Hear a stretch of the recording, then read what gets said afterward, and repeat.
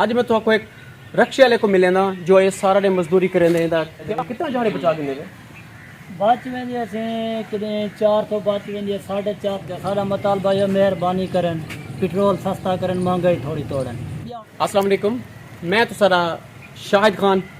आज मैं तो एक रक्शे वाले को मिले ना जो ये सारा ने मजदूरी करे क्या रख सकते हो। अस्सलाम वालेकुम। वालेकुम। क्या नाम है थोड़ा?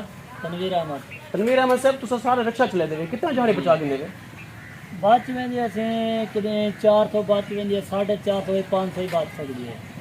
वो 500 की घर तो चलता पे की खर्चा पूरे करने हो क्या दसों से बस अल्लाह पाक के घर चलेंदा पे साडे लेकिन साडी गुजरान है ना जेड़ी बहु औखे जाड़ है तंग थी सज्जा परेशानी है। अच्छा गुरबत वध गई है पेट्रोल महंगे थी गए। अच्छा या बा अल्लाह पाक जड़ा असां आटा घिंदे थे ता नमक है नमक घिंदू ता दाल का नहीं। अच्छा कुछ सौदा असां इन पैसे नाल अज घिंदू तो कुछ कल घिंद। अच्छा जी अच्छा जी भला बस अल्लाह मालिक है जड़ा गुजारा साडा थींदा पे औखे सौखे कुछ आज घिन घिन सौदा कुछ सर्किट बाहर महंगाई इतना जो फ्रूट घिनण वेंदू रेट सुनू पिछी ते आप हमने निके निके बाल परेशान है क्या करूँ तुम्हारा को मुतालबा है हुकूमत को क्या खाना चाहते हो? मुतालबा यो है साडा बिया असां कुछ नहीं आख सकते साडा मुतालबा यो मेहरबानी करन पेट्रोल सस्ता करन महंगाई थोड़ी तोड़न या हुण क्या आख सकदो असां बंदे कुछ चलेंदा पे लेकिन आवाम है जड़ी पूरा कीती बैठी है।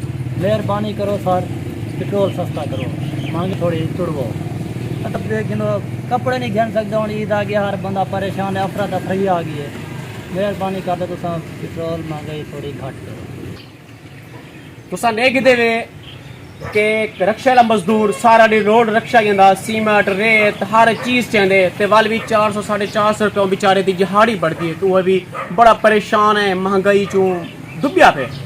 ता मेरा मुतालबा है हुकूमत नल मैं वाला रिक्वेस्ट करे मियां शहबाज शरीफ साहब के महंगाई घट करो जे बेचारे 400 रुपये दिहाड़ी उन्हें घर किमें चलते अमीर अमीर बढ़ते वे गरीब गरीब बढ़ते वे गरीब किदे वजन गरीब बेचारे खुद खुशी करने वास्ते तैयार थे वजन किदे वैसन।